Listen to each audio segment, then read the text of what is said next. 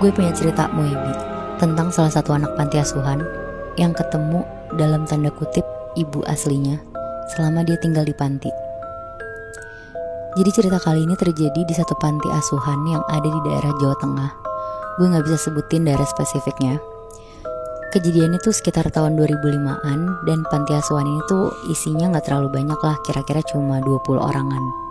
Dan mayoritas tuh anak-anak umur 7-10 tahun. Tapi ada 3 perempuan yang udah deket banget karena mereka dari bayi tuh di panti asuhan ini.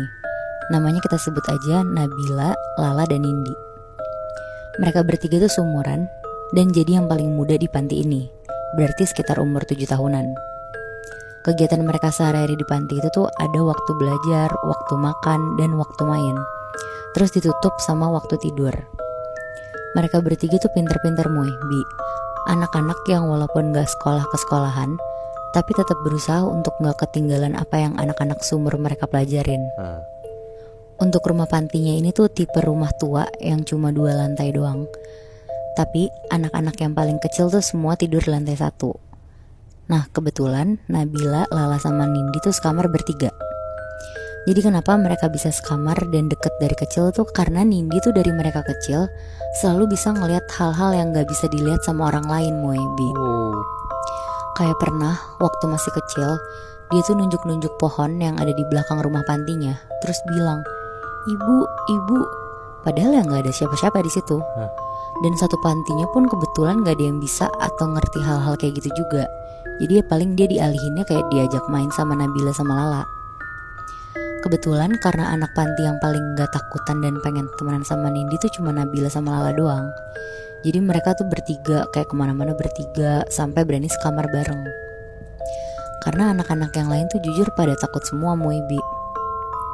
Tapi ada satu malam yang bikin Nabila sama Lala yang biasanya cuek sama Nindi jadi lumayan takut ada di deket-deket si Nindi. Jadi ceritanya pas Nabila sama Lala lagi main kartu, itu tuh sekitar jam 10 malam. Nindi tuh udah tidur duluan karena dia bilang emang lagi ngantuk banget di malam itu. Terus pas lagi asik-asik main nih Bi, tiba-tiba Nindi tuh duduk di kasur menghadap ke jendela kamar mereka. Jadi posisinya itu tuh kamar mereka tuh jendelanya ngehadap ke arah taman belakang. Dan gordennya tuh warna putih tipis tapi masih bisa kelihatan keluar gitu loh. Iya. Terus Nabila sama Lala tuh posisinya duduk di lantai di dekat pintu. Kan Nabila sama Lala tuh hadap-hadapan ya. Jadi otomatis salah satunya si Lala ngelihat ke arah jendela dan Nabila ke arah pintu kan. Nah Lala tuh di situ ngelihat Nindi kayak lagi dadah-dadah tapi ke arah jendela itu.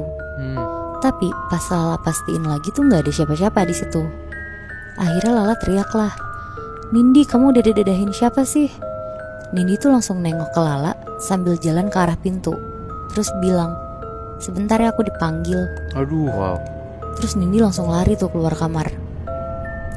Nah di situ posisinya Nabila sama Lala tuh nggak berani buat ngikutin si Nindi karena ya yang pertama itu udah malam banget dan pasti dimarahin ibu panti juga kalau misalkan mereka tuh ketahuan belum tidur kan. Akhirnya mereka tuh karena penasaran cuma berani ngelihat keluar jendela doang. Mereka nengok kanan, kiri, bener-bener nyariin orang karena mereka tuh ngiranya di luar ada orang yang dadahin Nindi. Iya. Tapi tuh gak ada Bi. Cuma beberapa detik kemudian mereka tuh kaget banget ngelihat Nindi lagi jalan, kayak jalan yang setengah loncat gitu loh. Kayak ngerti gak anak kecil yang jalan kegirangan gitu. Nah Nabila sama Lala tuh ngelihat Nindi jalan sendirian ke arah pohon yang ada di pojok halaman belakang. Pas ngeliat itu, Nabila sama Lala tuh langsung lari ke kamar ibu panti buat ngasih tahu kalau Nindi tuh lagi main sendirian di halaman belakang. Akhirnya mereka bertiga bareng ibu panti tuh langsung nyamperin Nindi. Dan pas disamperin mereka tuh lihat Nindi tuh udah di atas pohon lagi duduk sambil ketawa-tawa. Buset. Heboh lah di situ satu panti. Si Nindi dibantuin turun sama anak-anak yang lainnya dan langsung dibawa ke kamar. Pas ditanya-tanyain sama ibu panti dan yang lainnya tuh Nindi jawabannya juga normal-normal aja Bi. Pokoknya dia ngerasa yang dia lakuin tuh normal. Dia juga bilang kalau dia tuh diajak main sama ibu. Tapi satu panti tuh bingung ibu ini tuh siapa. Akhirnya Nindi langsung lah disuruh tidur sama si ibu panti. Tapi Nabila sama Lala tuh takut banget buat tidur bareng Nindi kan. Akhirnya ibu pantinya tuh jadi nemenin mereka bertiga tuh tidurnya. Jadi mereka sekamar berempat tuh. Nabila, Lala, Nindi, sama Ibu Panti. Dan karena Ibu Panti itu takut Nindi keluar kamar lagi, jadi kamarnya tuh dikunci dan kuncinya tuh dicopot, terus disimpan lah sama si Ibu Panti ini.